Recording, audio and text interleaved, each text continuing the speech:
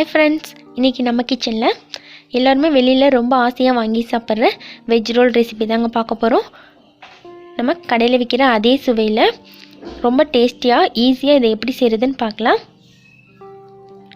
இதுவரைக்கும் தமிழ் ஃபன் சேனலை சப்ஸ்கிரைப் பண்ணாத நண்பர்கள் சப்ஸ்கிரைப் பண்ணிக்கோங்க. அப்படியே பக்கத்துல இருக்க பெல் ஐகானை கிளிக் பண்ணிடுங்க. நம்ம ரோல் பண்ணுறதுக்கு ஃபஸ்ட்டு மாவு ரெடி பண்ணிக்கலாம். ஒரு பவுல் எடுத்துக்கோங்க. அதில் 1 கப் அளவுக்கு மைதா மாவு சேர்த்துக்கோங்க. 1/4 டீஸ்பூன் சோடா உப்பு, 1/2 டீஸ்பூன் உப்பு,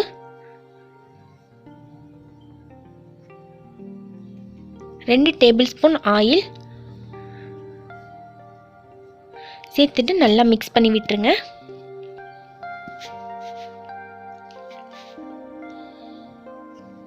மாவு நல்லா மிக்ஸ் பண்ணிக்கிட்டு இப்போ நம்ம கொஞ்சமாக தண்ணி சேர்த்து மாவு பிசைஞ்சிக்கலாங்க. இது செய்கிறது ரொம்ப கஷ்டம்லாம் இல்லைங்க, ரொம்ப ஈஸியான வேலை தான்.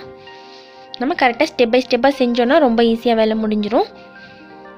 குழந்தைங்களும் ரொம்ப ஜாலியாக சாப்பிடுவாங்க. நம்ம வீட்டிலே செஞ்சு கொடுக்கும்போது அவங்களுக்கு ரொம்ப பிடிக்கும். இந்த மாதிரி மாவை திக்காக பிசைஞ்சு வச்சுருங்க. இப்போ மாவு ஒரு 1/2 hour ஊறட்டும். நம்ம இப்போ மசாலா ரெடி பண்ணிட்டு வந்துடலாம். ஸ்டவ் ஆன் பண்ணிவிட்டு பேன் வச்சுக்கோங்க. 1/2 டேபிள் ஸ்பூன் ஆயில் சேர்த்துக்கோங்க. ஆயில் ஹீட் ஆனதுக்கப்புறம் 2 பெரிய வெங்காயத்தை ரொம்ப பொடியாக கட் பண்ணிவிட்டு சேர்த்துக்கோங்க. 1 டேபிள் ஸ்பூன் இஞ்சி பூண்டு பேஸ்ட் சேர்த்துட்டு நல்லா மிக்ஸ் பண்ணி விட்டுருங்க. ஒரு 2 நிமிஷம் போல் வெங்காயம் வதங்கட்டும்.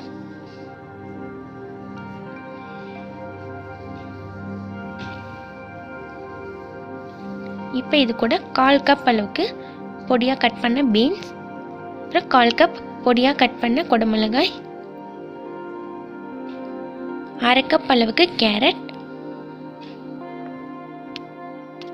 1/2 கப் பொடியாக கட் பண்ண உருளைக்கிழங்கு,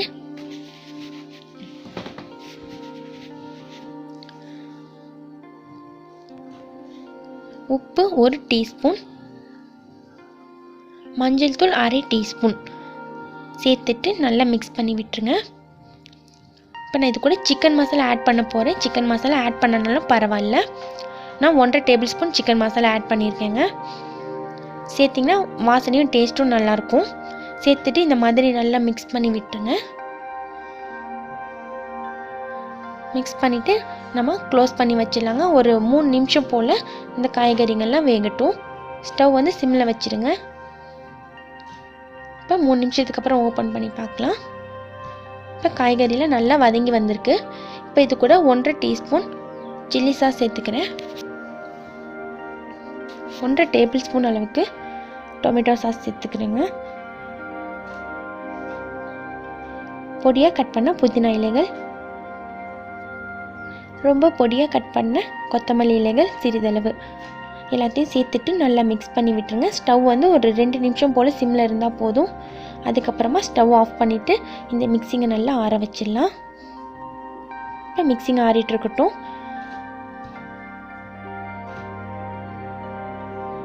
இப்போ நம்மளுடைய மாவு நல்லா ஊறி இருக்கு. மாவு இந்த மாதிரி எடுக்கும்போது உங்களுக்கே தெரியும் ரொம்ப சாஃப்டாக இருக்கும். நல்லா சாஃப்டாக இருந்தால் தான் உங்களுக்கு நல்லா க்ரன்ச்சியாக வரும் உங்களுக்கு ரோல். இப்போ இதுலேருந்து ஒரு பால் எடுத்துக்கலாங்க. எடுத்துகிட்டு லைட்டாக ஆயில் போட்டுட்டு நீங்கள் மாவு வந்து ரெடி பண்ணிக்கலாம்.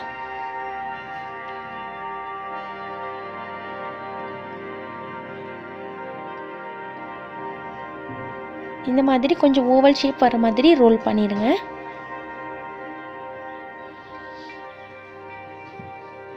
இப்போ இதில் 1 டேபிள் ஸ்பூன் அளவுக்கு நம்ம மசாலா வச்சுக்கலாம். வச்சுட்டு இந்த மாதிரி மடக்கிட்டு சைட்ஸ் 2 சைட்ஸும் இந்த மாதிரி லைட்டாக மடக்கி விட்டுருங்க.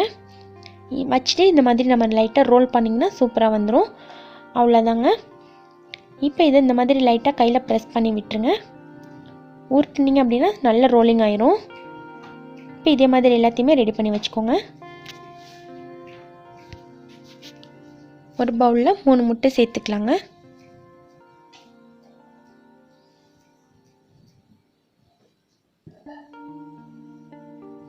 முட்டை சேர்த்துட்டு 1/2 டீஸ்பூன் அளவுக்கு உப்பு சேர்த்துக்கோங்க. சேர்த்துட்டு நல்லா மிக்ஸ் பண்ணி விட்டுருங்க. முட்டை வந்து நல்லா அடித்து வச்சுக்கோங்க. ஒரு பிளேட்டில் நம்ம பிரெட் க்ரம்ஸ் எடுத்து வச்சுக்கலாம். இப்போ நம்ம ரெடி பண்ணி வச்சுருக்க ரோல் எடுத்து முட்டையில் நினச்சிட்டு அதுக்கப்புறமா நம்ம பிரெட் க்ரம்ஸில் போட்டு நல்லா பரட்டி எடுத்துக்கலாங்க. நல்லா திக்னஸாக பரட்டிக்கோங்க.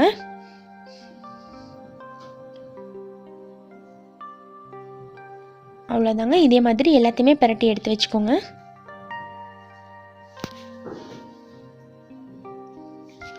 முட்டை சாப்பிட மாட்டீங்க அப்படின்னா முட்டை சாப்பிடாதவங்களும் இந்த மாதிரி 1.5 டேபிள் ஸ்பூன் அளவுக்கு ஒரு பவுலில் கார்ன்ஃப்ளவர் மாவு சேர்த்துக்கோங்க. அதில் 1/4 டம்ளர் அளவுக்கு தண்ணி சேர்த்துட்டு இந்த மாதிரி நல்லா மிக்ஸ் பண்ணி விட்டுருங்க. நல்லா ஸ்மூத்தாக மிக்ஸ் பண்ணி வச்சுக்கிட்டு நம்ம முட்டையில் டிப் பண்ணுறதுக்கு பதிலாக இந்த மாதிரி கார்ன்ஃப்ளவர் மிக்சிங்கில் டிப் பண்ணிவிட்டு அதுக்கப்புறமா நம்ம பிரெட் க்ரம்ஸில் பரட்டிக்கலாம்.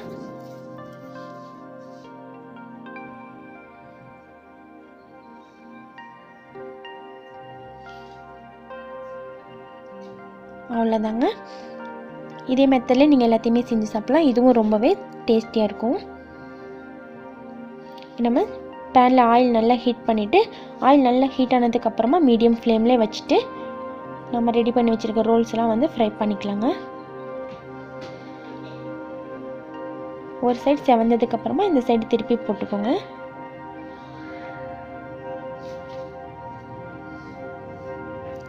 இப்போ எல்லா சைடும் ஈவனாக நல்லா கோல்டன் ப்ரௌனாக வர மாதிரி பரட்டி விட்டுருங்க.